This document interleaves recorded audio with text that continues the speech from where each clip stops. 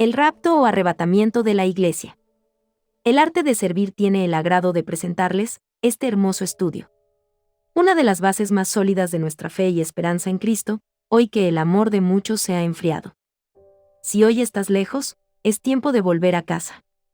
Te recomendamos pausar el video para leer cada verso, analizarlo y pedir a Dios discernimiento para poder comprender lo que hoy Dios quiere decirte, ver el video completo, para una mejor comprensión. La esperanza de muchos cristianos.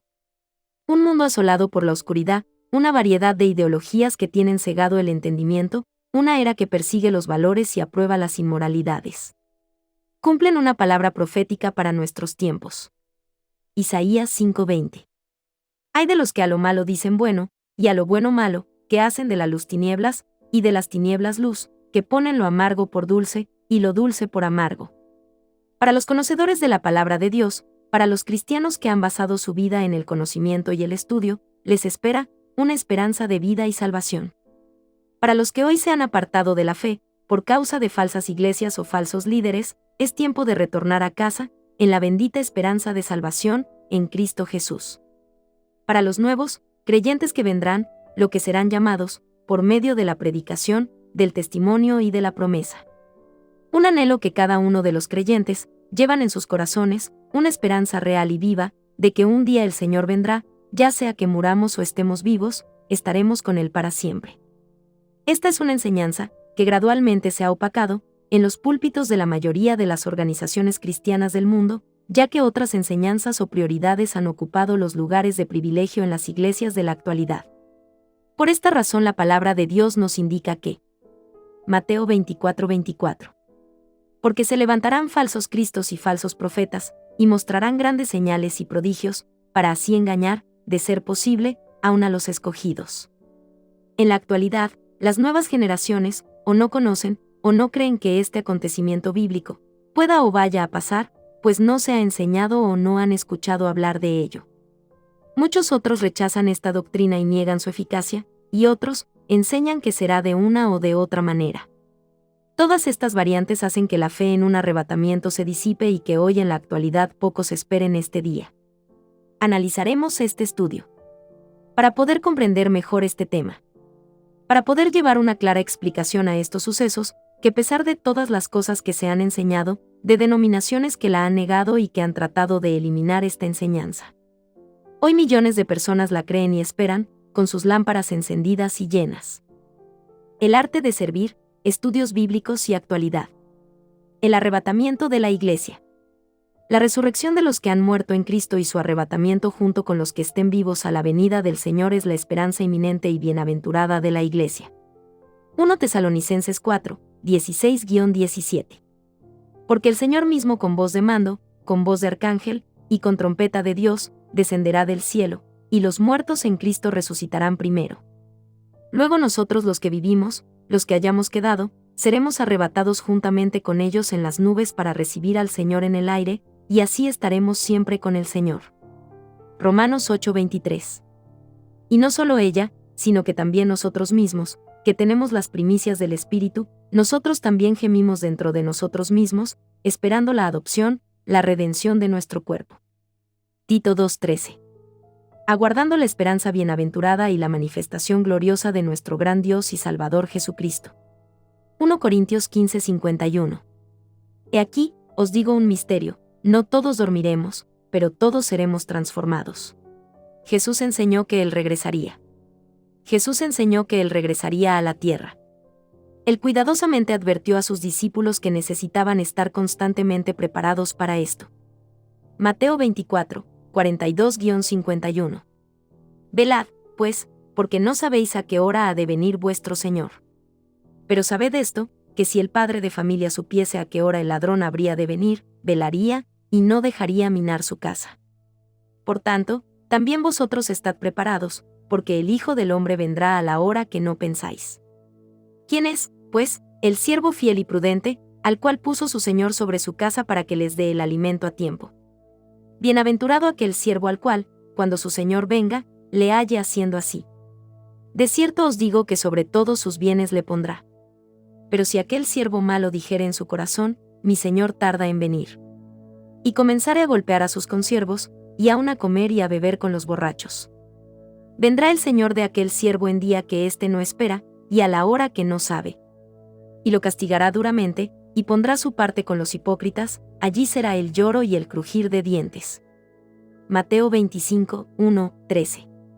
Entonces el reino de los cielos será semejante a 10 vírgenes que tomando sus lámparas, salieron a recibir al esposo.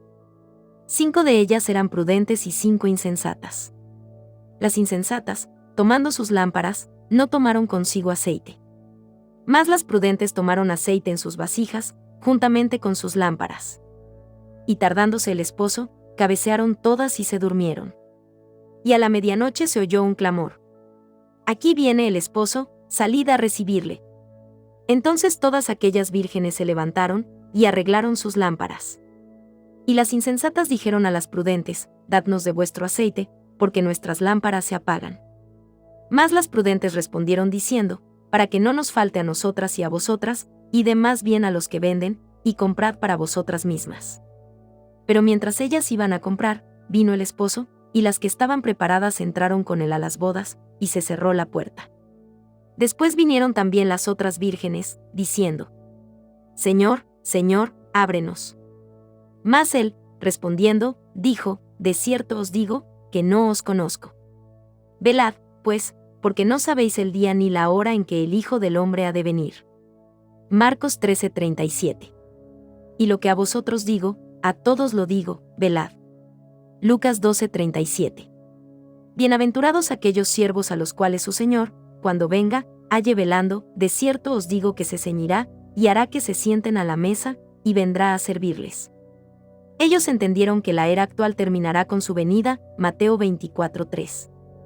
La garantía de su venida era una de las verdades con las que él consoló a sus seguidores antes de su muerte. Juan 14:2. En la casa de mi Padre muchas moradas hay, si así no fuera, yo os lo hubiera dicho, voy, pues, a preparar lugar para vosotros. En el momento de la ascensión de Cristo, 2 ángeles vinieron al grupo de los discípulos que estaban reunidos para repetir la promesa de que él regresaría. Ellos declararon que él vendría de la misma manera que se había ido, Hechos 1:11. Esto claramente significa que su segunda venida será literal, física y visible. Las epístolas enseñan que Jesús regresará. Las epístolas del Nuevo Testamento se refieren frecuentemente a la segunda venida, y a través de los pasajes de las Escrituras que tratan de este tema recurre la idea de la inminencia.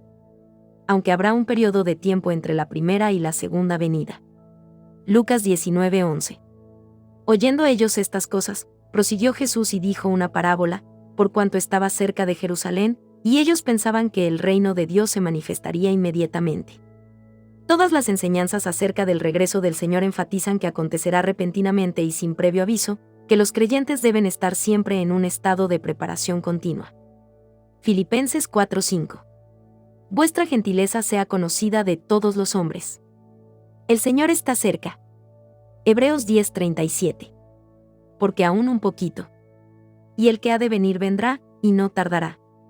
Santiago 5:8. Tened también vosotros paciencia, y afirmad vuestros corazones, porque la venida del Señor se acerca. Apocalipsis 22:10. Y me dijo, no selles las palabras de la profecía de este libro, porque el tiempo está cerca. Los creyentes en los primeros días de la Iglesia vivían en un estado de expectación. 1 Corintios 1:7. De tal manera que nada os falta en ningún don, esperando la manifestación de nuestro Señor Jesucristo. 1 Tesalonicenses 1:9. Porque ellos mismos cuentan de nosotros la manera en que nos recibisteis, y cómo os convertisteis de los ídolos a Dios, para servir al Dios vivo y verdadero.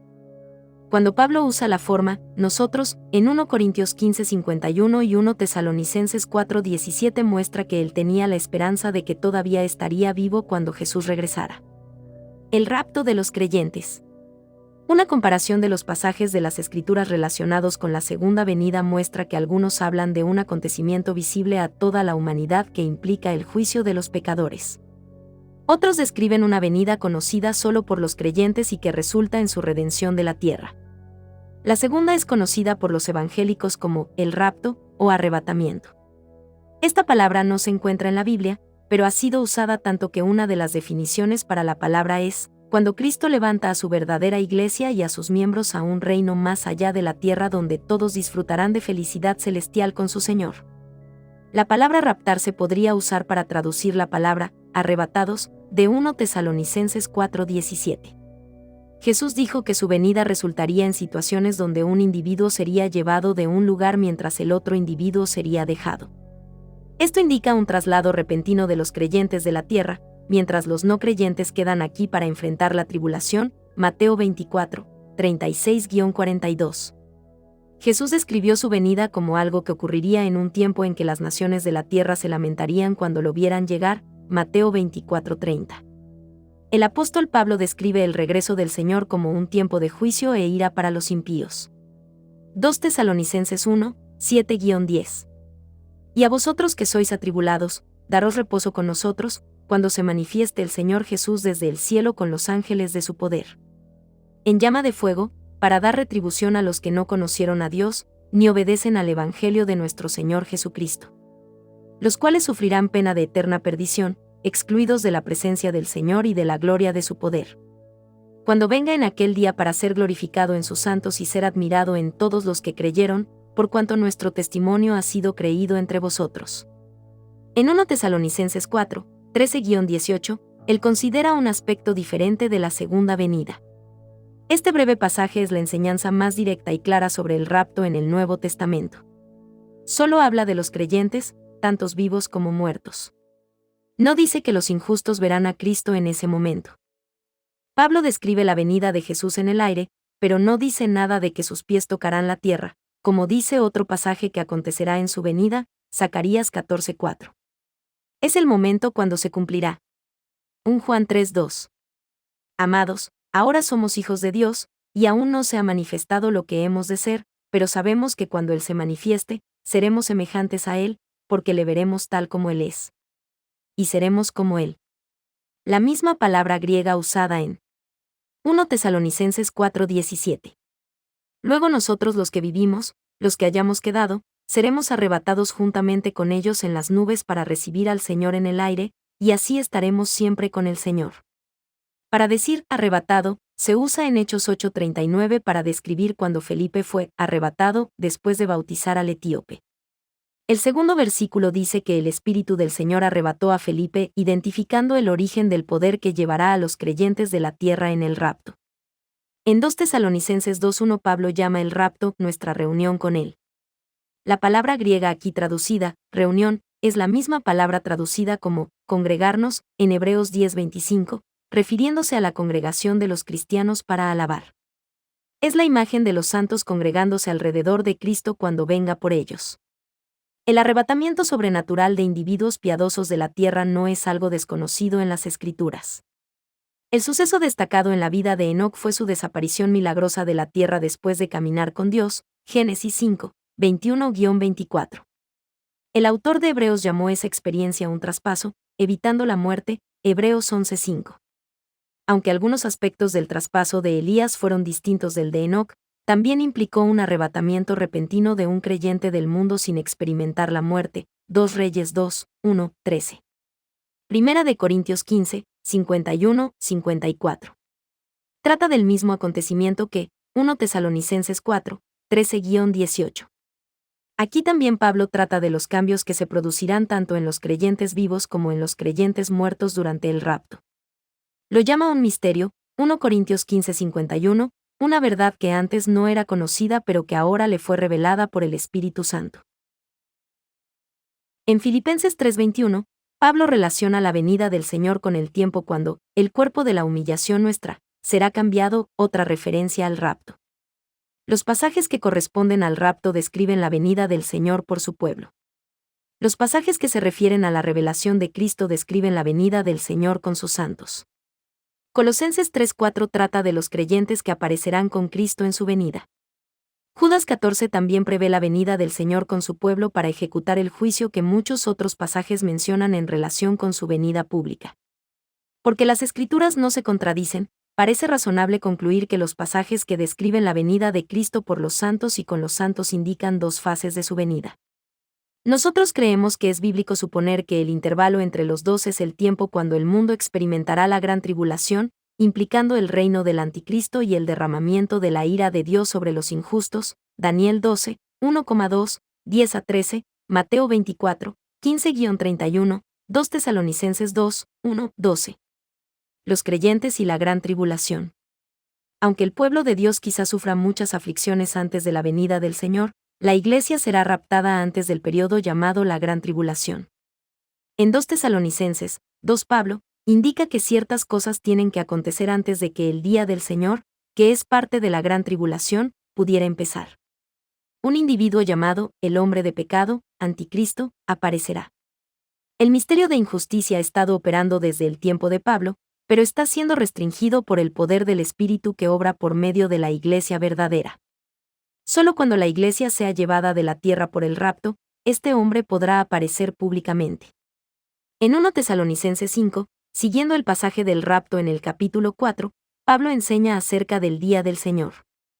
Él advierte de la destrucción que éste traerá sobre los injustos, ver verso 2, 3. Pero enseguida aseguró a los cristianos que los que son de Cristo no serán vencidos, verso 4. Todavía hablando del día del Señor, Pablo escribe, porque no nos ha puesto Dios para ira, sino para alcanzar salvación por medio de nuestro Señor Jesucristo, v. 9. Parece claro que él está indicando aquí la liberación de los creyentes de los juicios del día del Señor, incluida la gran tribulación. En el Nuevo Testamento los cristianos son repetidamente exhortados a velar en vista de la venida del Señor. Nunca se les enseña a velar por la gran tribulación ni por la llegada del anticristo. Esperar que tales cosas tengan que suceder antes del rapto destruye el sentido de inminencia que respecto a la segunda venida de Cristo aparece en todo el Nuevo Testamento. Los creyentes reciben las instrucciones de que tienen que esperar de los cielos a su Hijo, no la gran tribulación, 1 Tesalonicenses 1:10. Cuando las señales del fin de la era son evidentes, deben erguirse y levantar su cabeza en expectación de su redención, no de la gran tribulación, Lucas 21-28. Las señales de la venida del Señor se manifestarán antes de su llegada pública, pero no tienen que ser cumplidas antes del rapto. Cualquier enseñanza que ciertos hechos tienen que acontecer antes del rapto no está en armonía con la doctrina de inminencia. Es consecuente con los tratos de Dios con su pueblo en el Antiguo Testamento creer que la iglesia será llevada del mundo antes de la gran tribulación. Dios no mandó el diluvio hasta que Noé y su familia estuvieron seguros dentro del arca. No destruyó a Sodoma hasta que Lot salió. La Biblia refiere de un rapto que es pretribulación. En todas las enseñanzas de la segunda venida en el Nuevo Testamento la inminencia se enfatiza. Interponer otros sucesos antes del rapto viola tales enseñanzas. Mientras los cristianos esperan con alegría la venida del Señor, es bueno recordarles las palabras de Pablo a Tito, porque la gracia de Dios se ha manifestado para salvación a todos los hombres, enseñándonos que, renunciando a la impiedad y a los deseos mundanos, vivamos en este siglo sobria, justa y piadosamente, aguardando la esperanza bienaventurada y la manifestación gloriosa de nuestro gran Dios y Salvador Jesucristo, quien se dio a sí mismo por nosotros para redimirnos de toda iniquidad y purificar para sí un pueblo propio, celoso de buenas obras, Tito 2, 11-14. Comparte tu opinión al tema con respeto. El arte de servir, estudios bíblicos cada domingo. Si tienes algún tema que quieres que toquemos, lo hacemos con gusto, siempre que esté dentro de nuestro conocimiento. Esperamos poder seguir sirviéndoles. Hasta pronto.